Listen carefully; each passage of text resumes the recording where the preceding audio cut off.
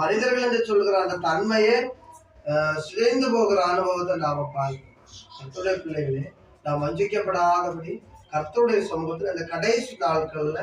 நீடித்து நிலைத்திருக்கிறோம்னா ஒரே ஒரு காரியம் தான் தேவை, கர்த்தருடைய கிருபை. ஒவ்வொரு நாளும் எத்தனையோ விபத்துகள்ல எல்லாம் மரித்து போக வேண்டிய நம்மையும் சாத்தான் நம்மை அழிக்க வேண்டும் என்று சொல்லி வகை தேடின போதும் எல்லா சூழ்நிலைகளும் நமக்கு எதிராக நேரிட்டு வந்த போதும் நம்மை சிதைக்கிற அளவுக்கு, நம்முடைய வாழ்க்கையை அழிக்கிற அளவுக்கு, நம்முடைய குடும்பத்தை அழிக்கிற அளவுக்கு, தேசத்துல நம்முடைய சமுதாயத்துல நம்முடைய மதிப்பை குறைக்கிற அளவுக்கு நமக்கு தீங்கு வர நேரிடுகிற வேலையில கர்த்தருடைய கிருபையை தந்து கர்த்தர் பாதுகாத்து கர்த்தர் ஒவ்வொரு நாளும் கண்மணி போல வேத புஸ்தகம் சொல்லுகிறது, உன் பாதம் கல்லில் இடராதபடி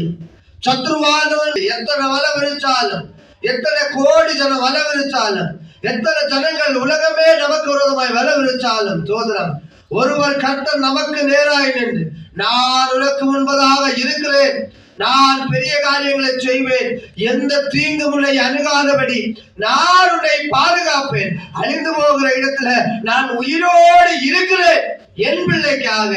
எந்த குடும்பத்திற்காக அழிந்து போக வேண்டிய இடத்துல நான் உயிரோட இருக்கிறேன். எத்தனையோ பேர் சொல்லியிருப்பாங்க இல்லையா, நீ அழிஞ்சு போவேன், அந்த இடத்துல உன்னை அழியாதபடி எத்தனையோ பேர் சொல்லியிருக்கிறார், நீ ஓடி போவ,